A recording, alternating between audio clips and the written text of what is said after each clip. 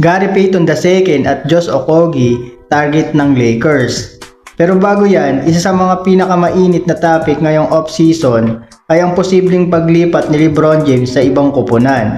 Habang hindi pa malinaw kung mananatili siya sa Lakers, mas lalong lumalalim ang mga espekulasyon na baka tuluyan na siyang lumipat bago magsimula ang bagong season. Sa gitna ng lahat ng ito, isang team ang tahimik pero aktibong kumikilos, ang Golden State Warriors. Ayon sa ilang ulat, isa ang Warriors sa top destination ni LeBron James kung sakaling hindi na siya maglalaro para sa Lakers. Base sa datos mula sa Bovada betting site, nasa top 3 ang Golden State sa mga posibleng puntahan ni LeBron, kasabay ng Dallas Mavericks at Miami Heat.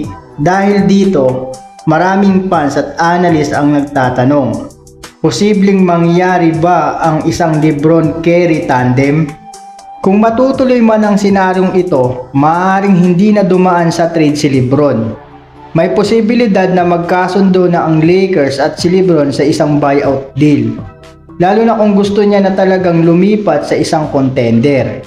Kung sakaling magkakaroon ng trade, maaaring i-offer ng Warriors sina Brandon Podziemski, Trayce Jackson-Davis at future picks.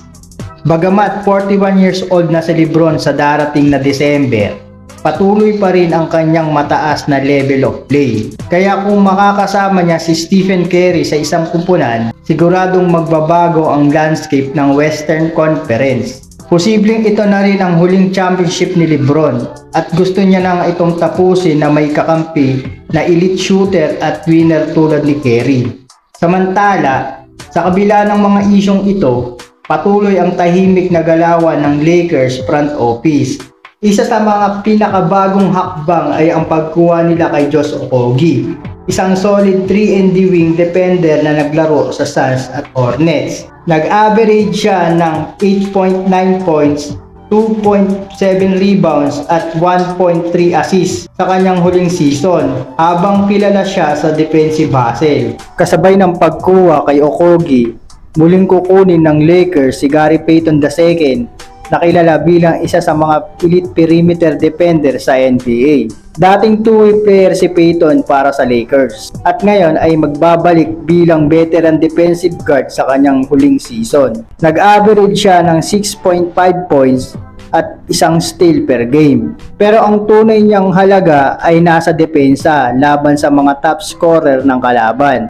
Hindi pa tapos ang galawan ng Lakers ngayong offseason. Habang inaabangan pa ang magiging desisyon ni LeBron James, patuloy na nang nagbubuo ang Lakers ng mas malalim at depensibong roster. Isang bagay ang sigurado, marami pang pwedeng mangyari bago magsimula ang bagong season. I-comment ang inyong opinion sa ibaba at pag-usapan natin yan mga kaibigan, at huwag pong kalimutang mag-subscribe sa aking channel. Maraming salamat po sa panonood at magkita-kita po tayo sa susunod na video.